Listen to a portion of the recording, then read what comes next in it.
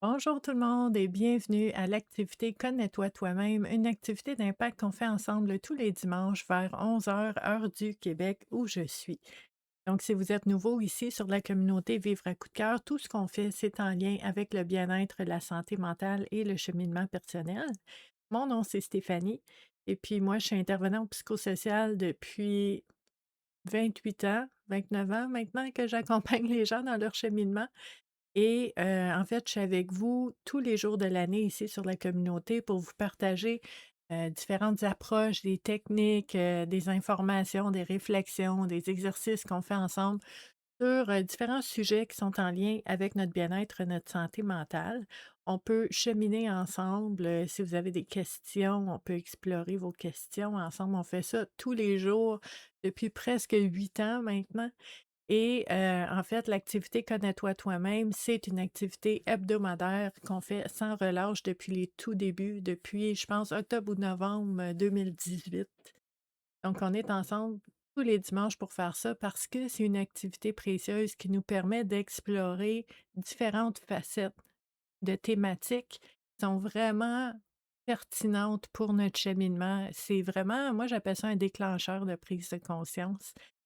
Ça nous permet de voir les choses autrement, de comprendre des choses qu'on ne voyait pas avant nécessairement. Donc, vous allez voir, très, très, très précieux. Et l'outil qu'on utilise les dimanches pour notre activité Connais-toi toi-même, ce sont les jeux de cartes oracle. Pourquoi on utilise ça? Parce que c'est non menaçant, parce que c'est beau, c'est coloré et ça nous permet d'explorer des thématiques auxquelles on n'aurait pas nécessairement pensé au moment de faire l'exercice. Donc, ce que ça veut dire, c'est que des fois, on vit des défis, des épreuves, puis on a tendance à réfléchir, à prendre toutes les infos qu'on a, à essayer de faire un plan, essayer de comprendre qu'est-ce qui se passe, utiliser les outils qu'on a. Tout ça, c'est très, très, très précieux. Mais ce qui arrive, c'est que dans notre réflexion, on peut juste considérer les éléments qu'on connaît. Si on n'a pas l'info, on ne peut pas le considérer dans notre réflexion. Alors que notre inconscient est rempli d'informations, d'émotions, de liens qu'on a fait, mais qu'on ne sait même pas qu'on a fait, puis qui ont de l'impact dans les situations qu'on vit tous les jours. Donc, pour aller déclencher des prises de conscience sur ce qu'on porte en soi, en nous, au niveau inconscient, ben ça prend un outil pour nous déclencher en quelque part. Donc, ce qu'on fait le dimanche, c'est que on va pas choisir à quoi on va penser aujourd'hui. On va utiliser le jeu de cartes. On va brasser les cartes, on va sortir 3 cartes, on va découvrir ensemble les thématiques qui sont ressorties et à ce moment-là, on va observer, on va ressentir ce qui émerge au contact de cette thématique-là. Donc, ça peut être des souvenirs, ça peut être des images, des visages, des paroles qu'on a entendues, ça peut être des rêves qu'on a oubliés, des blessures qu'on porte puis qu'on ne savait pas qu'on portait. Ils vont être déclenchés, provoqués par le contact de cette thématique-là en utilisant les jeux de cartes oracle. Donc, à toutes les semaines, on utilise un jeu de cartes différent. Aujourd'hui, j'ai eu l'élan d'utiliser l'oracle de la gratitude de Angela Hartfield. Donc, ce gros boîtier-là vient avec un livret. Donc, vous savez que dans l'activité Connais-toi toi-même, on n'utilise pas le livret. Donc, je le mets de côté, on ne s'en sert pas. Pas parce qu'il n'est pas précieux, mais parce que on veut vraiment faire confiance à ce qui va émerger de chacun de nous au contact de cette thématique-là. On ne veut pas avoir l'interprétation ou la signification d'une tierce personne. On veut vraiment que ce que vous allez trouver comme lien avec la thématique, que ce soit adapté, personnalisé à votre propre vie, à vous. Donc, c'est ça qu'on veut se pratiquer à faire toutes les semaines. Les cartes, ça ressemble à ça. On a sur chacune des cartes une super belle image avec une thématique, juste un mot. On aime ça. Donc, ça permet d'explorer sans nécessairement que l'auteur nous donne un long texte d'explication. Ça nous permet d'explorer ce que chaque thématique veut dire pour nous. Wow! La carte de la sensibilité est tellement belle. Donc, c'est vraiment un beau jeu de cartes très coloré. La carte des souvenirs, la carte des décisions. Donc, vous voyez, c'est quand même simple au niveau des thématiques. mais ça permet d'explorer notre relation avec les différents thèmes qui ressortent. Donc on a l'amour, ils ont mis un couple, mais pour moi, l'amour, ça va être n'importe qui qu'on aime. Donc les amis, tu sais, ça peut être des collègues que tu apprécies. L'amour, c'est l'amour, là. C'est toutes les sauces, à mon sens, à moi. Peut-être que pour vous, c'est d'autres choses. La carte de l'inattendu. Donc, vous voyez, je vous en montre quelques-unes. La carte des outils. Quoi, nos outils dans notre coffre? La carte de l'effort. Donc, vous voyez, il y a vraiment différentes thématiques qui nous permettent d'explorer différents sujets. Et ce n'est pas par l'intellect ou par un exercice mental qu'on va le faire. C'est vraiment, comme je vous dis, au contact des thématiques qui vont ressortir. Qu'est-ce qui émerge spontanément? Et ça va être la réponse du moment, la prise de conscience dont on a besoin maintenant. Donc, je prends les cartes, je vais les brasser en ayant l'intention que les 3 cartes qui vont ressortir soient porteuses et déclencheurs de prise de conscience qui soient intéressantes, importantes et pertinentes pour chaque personne qui regarde l'activité Connais-toi de toi-même en ce moment en temps réel, mais aussi pour toutes les personnes qui vont la regarder en rediffusion. Parce que les activités Connais-toi toi-même et toutes les conférences que je vous offre gratuitement sont en lien vidéo sous l'onglet vidéo de la communauté Vivre à coup de cœur et sur ma chaîne YouTube. Hein. C'est important que les outils et les belles réflexions restent accessibles et disponibles pour tout le monde à tout moment. Donc, c'est une de mes priorités, de mes valeurs et c'est la façon qu'on a trouvé de faire ça. Donc, je sors 3 cartes. On va voir qu'est-ce qui est sorti aujourd'hui pour notre réflexion. Ah, hey, mes couleurs préférées. Moi, j'adore l'automne. J'aime les couleurs chaudes. Ah, c'est beau, ça. Hey, magnifique image. Des couleurs réconfortantes. La thématique qui peut être confrontante. L'aboutissement. Mhm. Donc, comment on pourrait utiliser une carte comme celle-là, qui nous propose d'explorer le thème de l'aboutissement pour nous aider dans notre cheminement? Ben, ce qu'on pourrait faire, c'est se poser la question justement, est-ce qu'il y a quelque chose dans ma vie qui est en cours? Est-ce qu'il y a quelque chose qui traîne un petit peu? Ça traîne de la patte. C'est peut-être quelque chose qui est figé dans ma vie, qui avance pas, mais que ça reste une priorité pour moi, que c'est quelque chose qui est important et que je me rends compte que c'est laissé en suspens. Est-ce qu'il y a quelque chose en suspens dans votre vie? Est-ce qu'il y a un élément dans votre vie qui flotte, un élément flottant qui n'est pas encore abouti?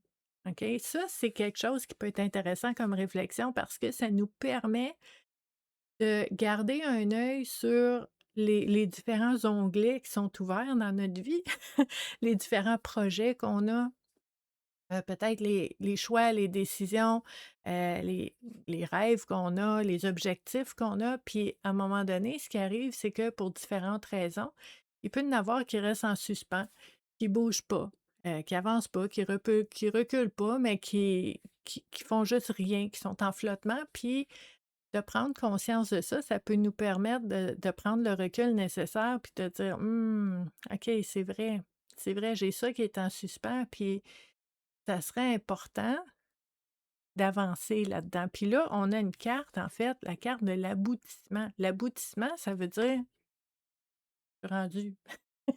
L'aboutissement, c'est j'ai abouti, j'ai été au bout de la question, j'ai été au bout de ce que ça pouvait être, j'ai été au bout de l'exploration. Et l'objectif, c'est de ne pas rester en suspens. L'objectif, c'est de savoir, d'avoir conscience d'où on en est, que ce soit clair où est-ce qu'on en est par rapport à la question, puis qu'on puisse passer à d'autres choses. L'aboutissement, c'est ça, c'est d'aller jusqu'au bout. Et je vous disais tantôt, il y a différentes raisons pourquoi on peut être en flottement. Puis une des raisons, ça peut être parce que j'ai peur de ce qui va arriver, j'ai peur de ce que ça veut dire, si ça fonctionne ou si ça fonctionne pas. J'ai peur de comment ça va changer ma vie, de j'ai peur de l'échec, j'ai peur de la réussite. Il y a plein, plein de peurs qu'on peut avoir qui font que, j'ignore, je ne regarde pas, ça reste en suspens, je m'en occupe pas, et on verra qu'est-ce qui arrive. Sauf que quand on fait ça, tu sais, oui, il y a des gens qui vont dire: «Ça, c'est le lâcher prise, je laisse l'univers faire». Oui, je comprends.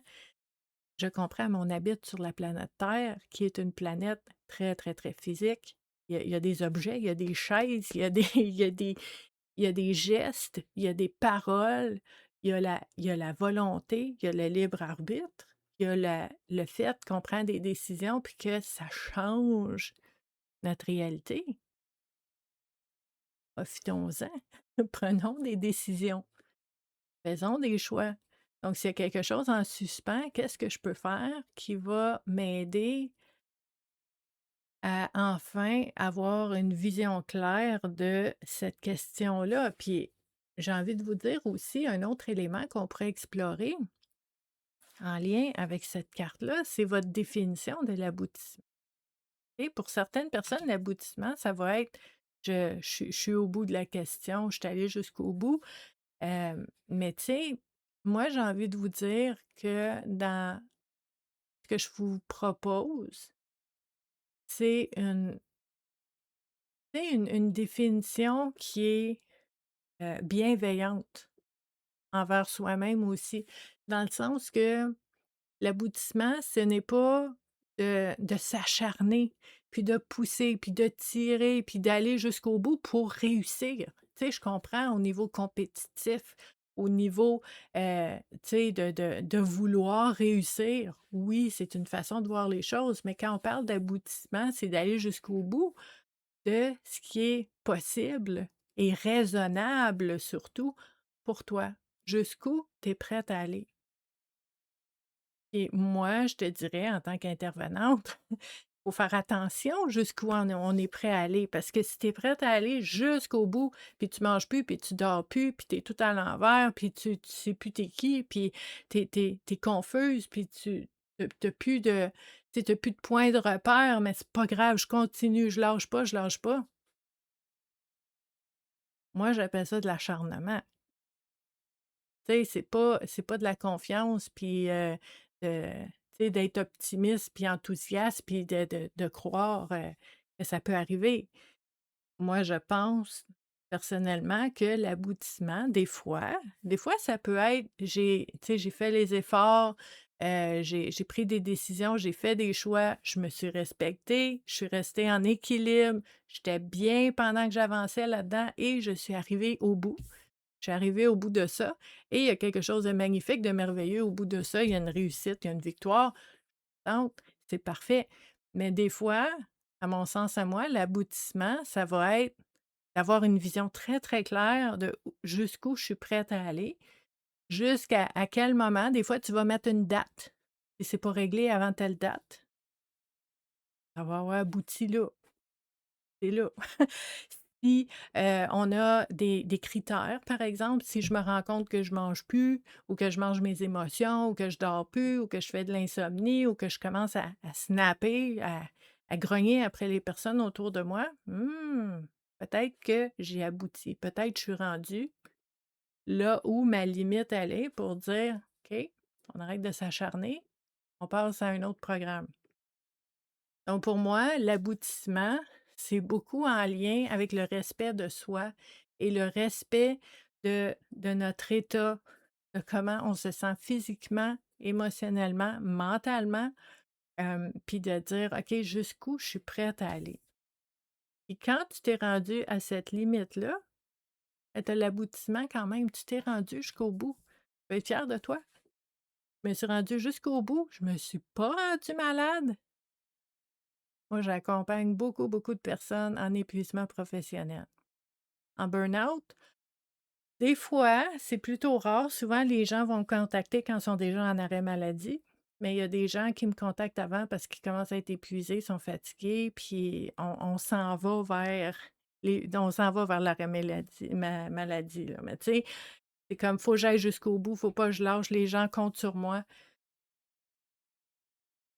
La pression qu'on peut se mettre, la pression inouïe qu'on peut se mettre pour aboutir, pour aller jusqu'au bout, pour ne pas être un lâcheux ou une lâcheuse, c'est pas nécessaire, là.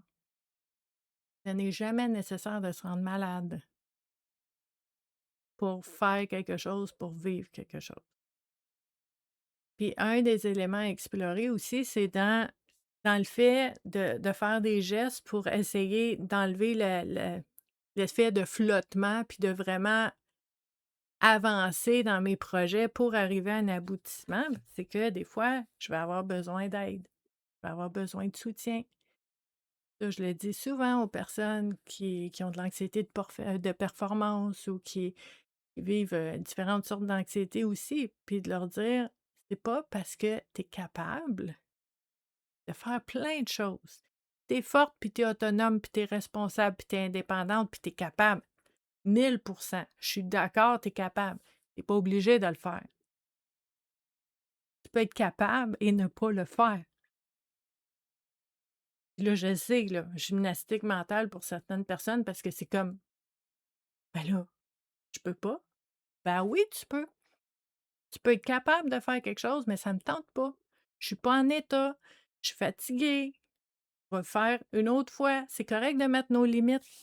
C'est correct de dire: «Je suis capable de le faire, mais c'est pas moi qui va le faire pour toi aujourd'hui. Demande à quelqu'un d'autre». Ça veut pas dire que je suis insouciante, que je suis irresponsable, que je suis incapable. Je peux être capable et je suis pas obligée de le faire. Et on peut même rajouter, je peux être une personne très capable, mais je suis pas obligée de le faire toujours toute seule. Si je demande de l'aide, c'est pas parce que je suis pas capable, c'est parce que j'aimerais mieux pas le faire toute seule. C'est quoi le problème? Pourquoi on a tellement, tellement, tellement de difficultés à partager, share the load, à partager le tu sais, le défi, à partager l'épreuve, à partager la responsabilité avec quelqu'un d'autre? Ça veut pas dire qu'on n'est pas capable. Au contraire, ça veut dire qu'on est créatif, qu'on est capable parce qu'on demande de l'aide pour être capable de le faire sans être complètement brûlé après. Donc, cette gymnastique mentale-là, de voir les choses autrement, pour voir comment je peux arriver à mes fins, arriver à ce que ça me tente de vivre, mais de façon à ne pas être complètement épuisé un coup rendu. Et comme je vous disais tantôt, cette réflexion de dire: «Est-ce que je suis à l'aise avec le fait que des fois, l'aboutissement, la conclusion de l'histoire, ça va être, ben, ça me coûte trop cher en argent, en temps, en énergie, en santé mentale, en santé physique et je choisis d'arrêter ça là». Est-ce que c'est un échec ou est-ce que c'est la réponse? C'est l'aboutissement de cette situation-là? Puis une autre, ça sera d'autres choses. C'est quoi l'échec? C'est quoi la réussite? Moi, là, je vais vous dire honnêtement, là, une personne qui va venir vers moi puis qui va dire: «J'avais un objectif». Tu sais, je suis allée là, vraiment, j'ai fait plein de démarches, j'ai fait plein de choses. J'ai vu que ça commençait à affecter mes relations, ça commençait à affecter mon sommeil, ça commençait à affecter mon humeur, ma concentration et j'ai décidé de laisser tomber. Moi, moi, Stéphanie, je vois ça comme une réussite. C'est une réussite de s'écouter et de dire: «Ça sera pas ça, ça va être d'autres choses». Ce n'est pas un échec. C'est quoi votre façon de voir ça? C'est quoi c'est quoi votre interprétation de c'est quoi un échec? C'est quoi une réussite? C'est quoi d'être un lâcheux? De lâcher prise? C'est quoi de tenir bon? Oui, on peut tenir bon, mais il y a un moment où est-ce que tenir bon, ça devient de l'acharnement, puis on se fait du mal. Donc toute cette question-là, les jugements qu'on a envers les autres et envers nous-mêmes, c'est quelque chose d'important à explorer aussi, en lien avec cette thématique-là de l'aboutissement. Si vous voyez d'autres choses, laissez-le dans les commentaires, on va pouvoir en parler. Maintenant notre deuxième carte. Ah, celle-là, je lis la thématique, puis ça fait du bien. Votre première réaction en voyant la thématique simplifier. Simplifier. Ah, OK. Donc, dans votre cahier de cheminement personnel, vous pourriez écrire simplifier en haut de la page et de laisser aller vos pensées, votre esprit, juste pour voir différents endroits, différentes facettes de votre vie que vous pourriez simplifier. Puis comment on fait ça? Comment on fait ça? On fait l'exercice, puis on se pose la question, c'est quoi qui est lourd dans ma vie? Des fois, c'est des personnes qui sont lourdes dans ma vie, qui prennent beaucoup de place, qui ont de l'impact, qui m'influencent peut-être d'une façon que j'apprécie pas ou que je me sens pas tellement bien. Et peut-être que je fais la prise de conscience que ces personnes-là, mmh, quand je les vois, ben, c'est lourd. Peut-être que des décisions que j'ai prises par le passé, qui ont déjà été bonnes, que j'ai déjà été très bien, très heureuse, épanouie, comblée, là, je me rends compte que c'est lourd. Puis là, on fait rien. Juste des prises de conscience. On fait pas de ménage, on change rien. Première étape, on veut juste être conscient. Et juste en être conscient, ça enlève un petit peu de lourdeur, là. Donc, s'il y a une décision que vous avez déjà prise, un choix que vous avez fait, puis que vous dites: «Ouais, ça a été bon longtemps, ouais, ça a été bon un moment, mais là, pour vrai, je trouve ça lourd un peu». On va le mettre sur la feuille. S'il y a des endroits que vous allez, qu'à chaque fois que vous allez là, vous sentez comme si quelqu'un avait ajouté 100 ans de manque d'énergie à votre vie, puis que c'est lourd, ben, on va le nommer ça aussi.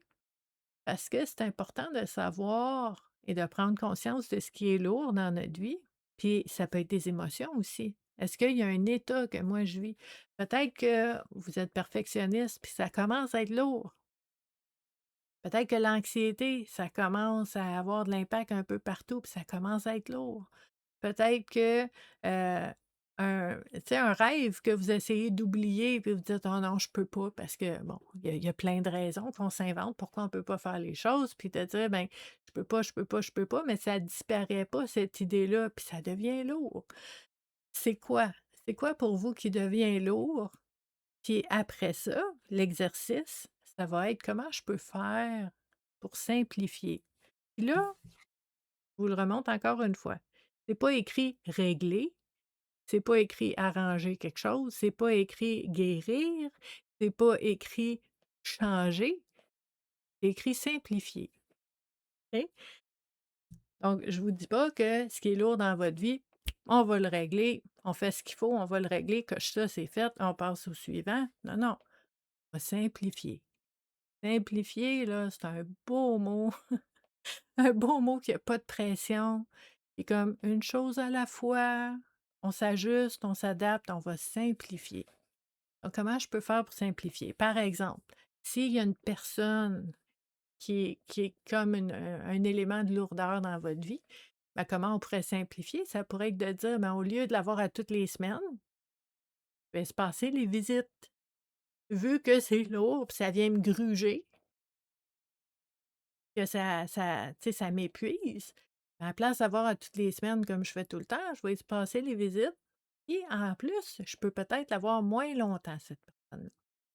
Au lieu qu'on passe, je sais pas moi, la journée au complet ensemble, à toutes les semaines, ben, aux 3 semaines, on peut passer une avant-midi ensemble.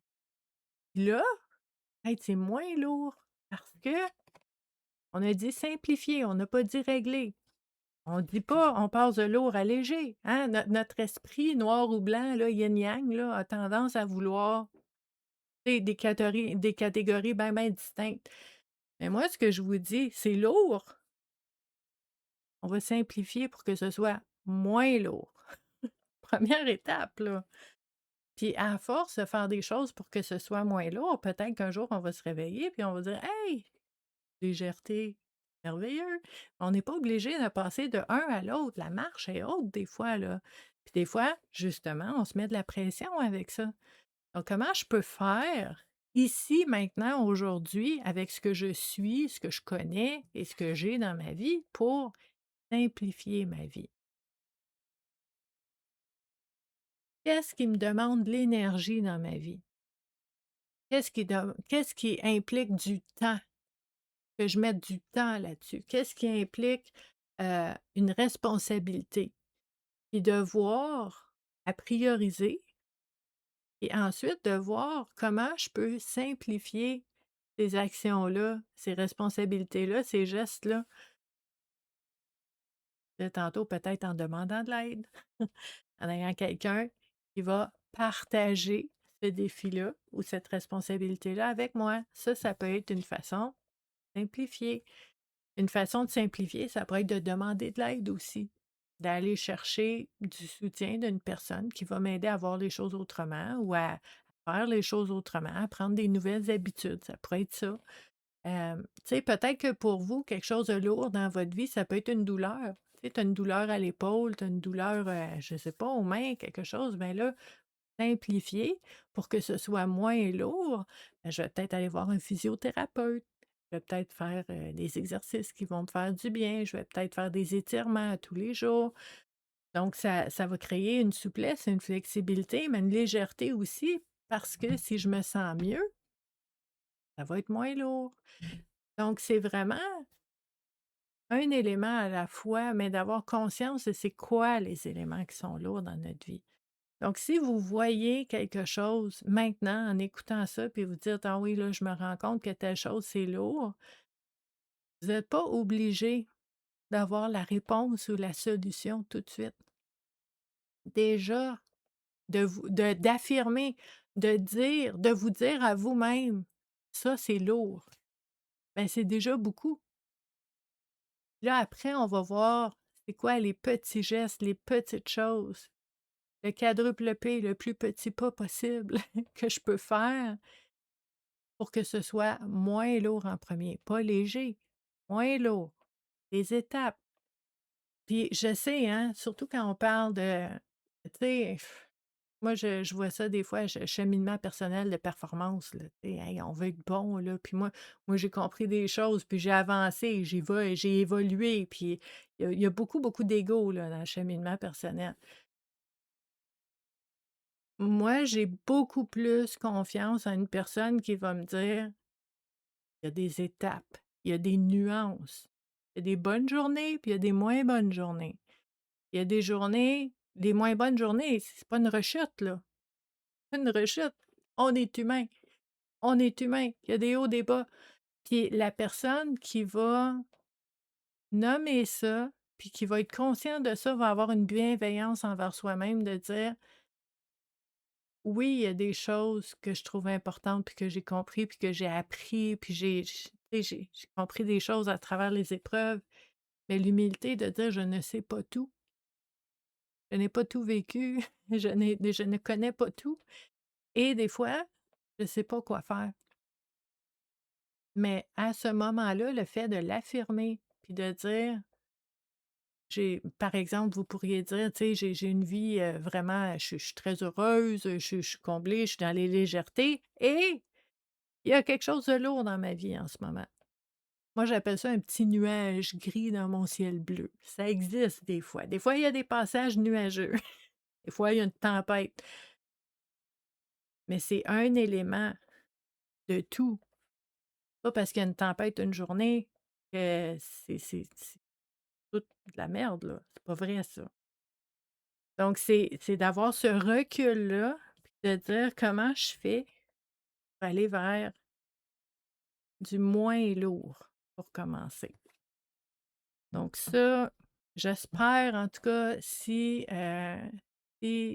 au moment où est-ce que vous en avez besoin d'avoir la petite voix dans votre tête qui dit: «Moins lourd, comment on fait pour que ce soit moins lourd?» Ben ça, c'est motivant, puis ça fait du bien. J'espère que vous aurez ça. Donc si vous avez des questions par rapport à cette réflexion-là, vous pouvez la laisser dans les commentaires aussi, ça va me faire plaisir d'échanger avec vous à ce sujet-là. vraiment important qu'on puisse, échanger, partager aussi parce que c'est dans nos réflexions qu'on fait ensemble qu'il y a vraiment des belles prises de conscience qui se font aussi. La troisième carte qui est sortie, des belles couleurs froides, pour ceux qui aiment ça, hein. Moi, j'aime les couleurs d'automne, les couleurs chaudes, mais celle-là est vraiment belle aussi, tout en bleu, en mauve. Super beau. Ah ben oui, c'est parce que c'est la carte de la sagesse. La sagesse, mes amis. Mmh. C'est drôle parce que je fais un lien avec la dernière carte.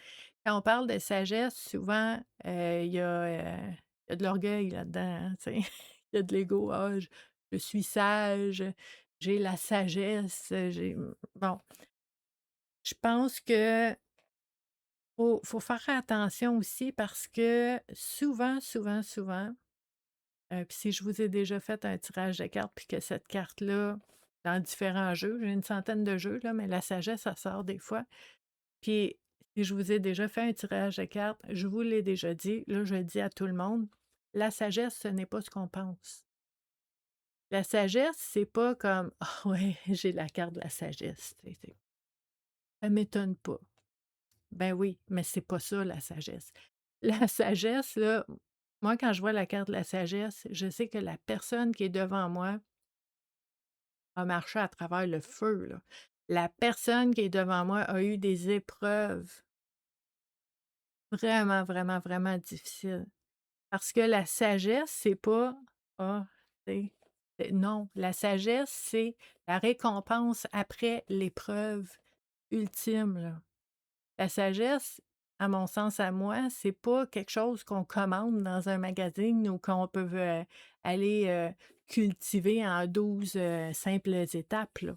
Pas ça pour moi la sagesse. La sagesse pour moi, c'est je dis la récompense, mais c'est comme le résultat, la conclusion d'avoir marché dans le noir, à travers le feu, dans des situations qui viennent bousculer jusque dans les tripes de l'identité, jusque dans les racines de nos croyances, de ce qu'on pensait qui était vrai, puis que ça vient bousculer, puis ça vient déstabiliser, puis ça vient, tu sais, la nuit noire de l'âme, là. Puis après ça, quand tu sors de ça, puis c'est comme: «Oh, OK, là, je me sens comme si j'ai pris du recul et de la hauteur, puis je vois la situation différemment. Je vois des liens que je voyais pas, je comprends des choses que je comprenais pas». Sagesse. C'est pas quelque chose que tu vas faire une formation d'une fin de semaine puis, avoir la sagesse, là. C'est pas ça. Et pour moi, dans ma façon de voir la sagesse, c'est pas non plus, hem, pas un qualificatif ou quelque chose pour se remonter. Tu sais, la sagesse pour moi, c'est comme j'en ai arraché pour comprendre ces choses-là.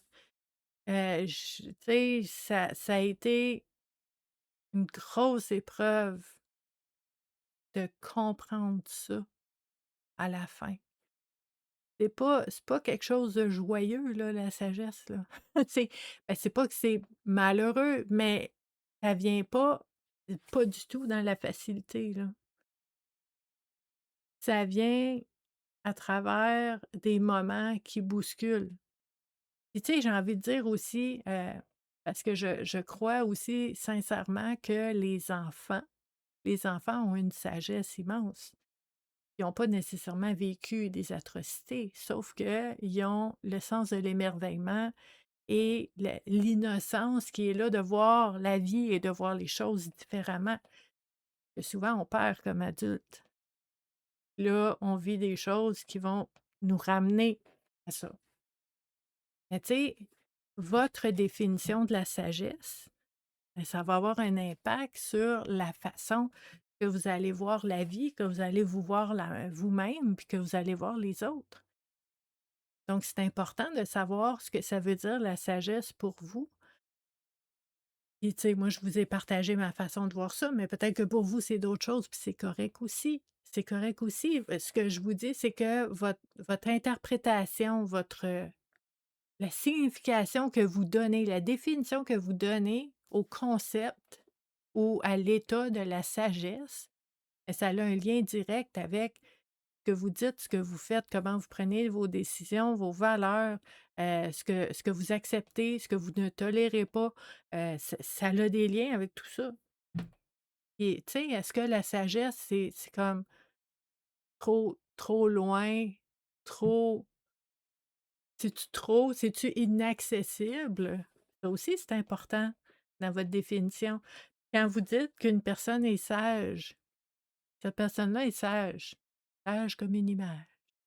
Est-ce que ça veut dire qu'elle est tranquille, elle parle pas, elle dit jamais un mot plus haut que l'autre, elle s'exprime pas, elle s'affirme pas? C'est bon, c'est pas bon. Est-ce qu'une personne sage, c'est une personne qui ne dérange pas, qui est, avenante, puis qui dit oui, puis qui est souriante? Qu'est-ce que ça veut dire?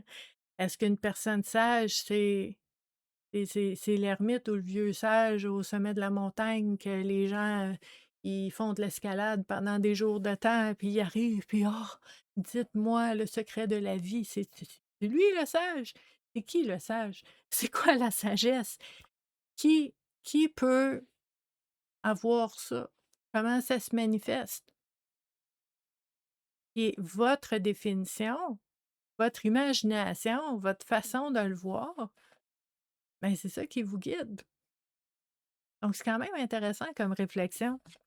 Tu sais, je regardais la carte puis je me disais: la sagesse, on va faire quoi avec ça?» Mais c'est quelque chose des fois qu'on pourrait dire qui est intangible, tu sais, c'est comme un état, c'est comme une façon d'être, mais en même temps, ça c'est très concret, c'est tangible dans la vie sur comment on le manifeste, comment on le vit.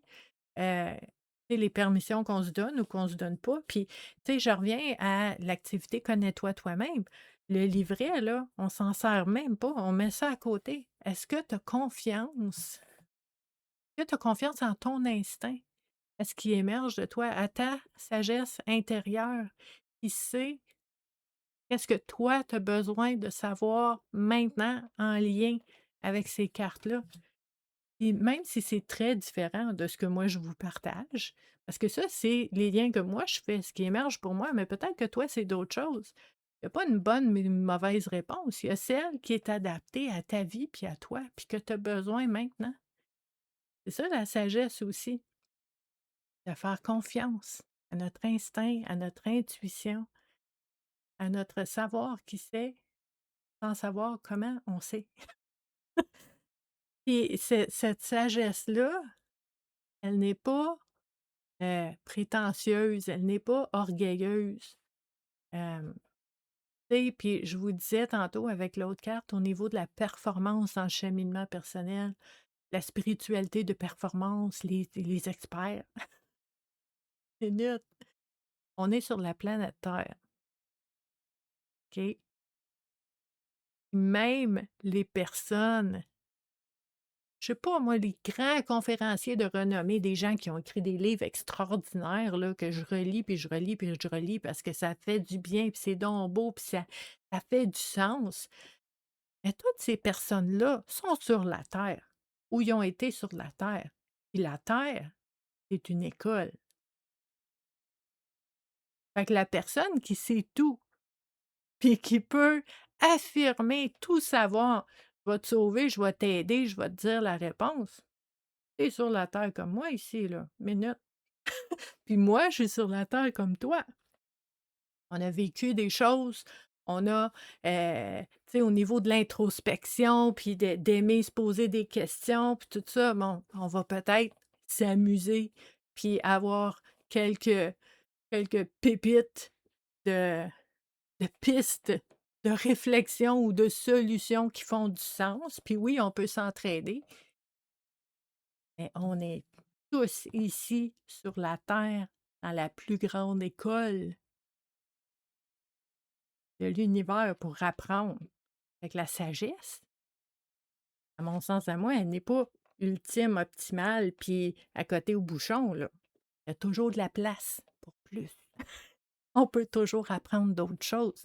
Donc pour moi, la sagesse est vraiment main dans la main avec l'humilité, vraiment.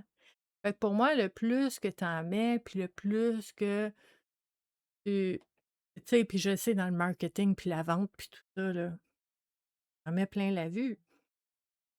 Moi, je trouve que personnellement, à mon sens à moi, mon ressenti, c'est que too much, c'est comme pas assez, là, puis ça me rejoint moins. J'aime mieux, personnellement, la vraie personne, la vraie personne qui se présente comme vraie, qui, tu sais, qui veut jaser, qui veut écouter, puis qui veut apprendre, puis qui veut oui, on peut enseigner, on peut mais on c'est le fun d'apprendre aussi. Donc c'est quoi votre définition de la sagesse? Comment ça se manifeste? C'est vraiment une belle réflexion, j'aime ça. Donc vous pouvez me dire dans les commentaires laquelle des 3 cartes vous a parlé le plus aujourd'hui. Puis, tu sais, des fois, là, vous allez voir, on n'a pas nécessairement de réponse, mais des fois, on repart de l'activité Connais-toi toi-même avec une excellente question, par exemple. Puis les questions, c'est vraiment cool parce que c'est là que ça commence. Tout le monde aime les réponses, mais une bonne question, là, mmh, ça, ça, c'est quelque chose. Donc, si vous repartez avec une question en suspens, c'est correct aussi parce que ça va mijoter les prochaines heures, les prochains jours, puis là, on va avoir des pop-up. On va dire: «Ah, il y a peut-être ça comme élément de réponse». Puis moi, tu sais, quand je vais penser, c'est pas que je réfléchis, pas penser dans ce sens-là, mais que je laisse aller un petit peu une question en suspens, puis là, j'ai des pop-up, hein. Puis là, je vais: «Ah, c'est ça», mais je me dis pas: «C'est ça». Classe ça, c'est fini, c'est répondu, j'ai la réponse. Non, non. Pour moi, ce sont des éléments de réponse. Est-ce que je vais-tu vraiment avoir la réponse complète un jour? Je sais pas. Mais des fois, sur une même question, on appelle ça un pleur d'oignon, hein? On va explorer un pleur d'oignon, puis à un moment donné, tu penses que c'est réglé, mais 3 ans plus tard, pouf! Un petit pop-up. Ah! Information à rajouter. C'est correct, on est là pour ça. Magnifique. Donc, si vous aimez l'activité, je vous invite à vous joindre à nous aussi, dimanche prochain pour l'activité «Connais-toi toi-même» et je veux juste vous dire, il y a une publication qui est sortie vendredi à ce sujet-là, mais cette semaine, donc lundi à vendredi, je vais être, en activité, ce qu'on appelle en lac à l'épaule. Donc, c'est, en fait, c'est juste que je me retire, je joue à l'ermite un petit peu pendant une semaine où est-ce qu'il y a pas de consultation, je vais être moins, sur mes courriels. Oui, je vais être sur la communauté Vivre à coup de cœur pour échanger avec vous, mais c'est une réflexion que je fais sur, je fais ça à chaque année, c'est pas nouveau là. À chaque année, dernière semaine de juillet, réflexion sur Vivre à coup de cœur, comment je veux, heu comment je veux vous accompagner, de quelle façon, avec quelle activité, qu'est-ce qu'on garde pas, qu'est-ce qu'on pourrait ajouter, qu'est-ce qu'on pourrait faire autrement. Aller aussi vers simplifier, vers la légèreté, l'équilibre, toujours parce que, puis ça, je veux juste vous dire une petite parenthèse, j'ai beaucoup, beaucoup, d'intervenants psychosociaux qui m'écrivent, hein, qui me voient sur différents groupes, puis ils disent: «Oh Stéphanie, tu sais, ça se fait presque 30 ans, tu fais ça, comment tu fais?» Parce que c'est difficile, tu sais, l'usure de compassion, puis entendre les histoires de chacun, puis des fois, tu sais, tu sais, des grosses épreuves, puis oui, c'est pas facile, mais je vais vous dire en très, très, très résumé, si ça fait presque 30 ans que je fais ça, c'est parce que je prends soin de moi. Parce qu'aussi, j'ai fait un burn-out en début de carrière, mais dans ma première job, quand je travaillais à la DPJ, j'ai fait un burn-out et une fois. Ça, je trouve que c'est une bénédiction, puis j'ai vraiment beaucoup de gratitude que j'ai vraiment pris le temps puis le recul nécessaire pour apprendre à me connaître, connaître mes signaux d'alarme, de savoir, comment ça se passe pour moi quand j'en ai trop, puis quand c'est trop lourd physiquement, mentalement, mes émotions. Puis là, ben, je prends soin de moi, je mets mes limites. Je suis vraiment là, c'est une priorité pour moi de vraiment respecter mon état à tout moment, tout le temps. Fait que c'est comme ça que je fais. Puis une des choses que je fais aussi, ben, c'est au moins une fois par année, donc pendant cette semaine-là, de faire l'inventaire. Pas juste de vivre à coup de cœur, mais de moi, comment je suis, comment je me sens, vers quoi je veux aller, s'il y a des choses à modifier, à changer. Puis vous allez voir, je vais vous poser des questions aussi cette semaine. Je fais ça à chaque année, je veux avoir votre feedback. On fait ça ensemble, hein, vivre à coup de cœur. Donc, c'est ça. Fait que la semaine prochaine, ça va être cet exercice-là. Et dimanche, on revient avec une autre activité, connais-toi toi-même. Donc, merci beaucoup d'avoir été là et je vous dis à la prochaine. Bye!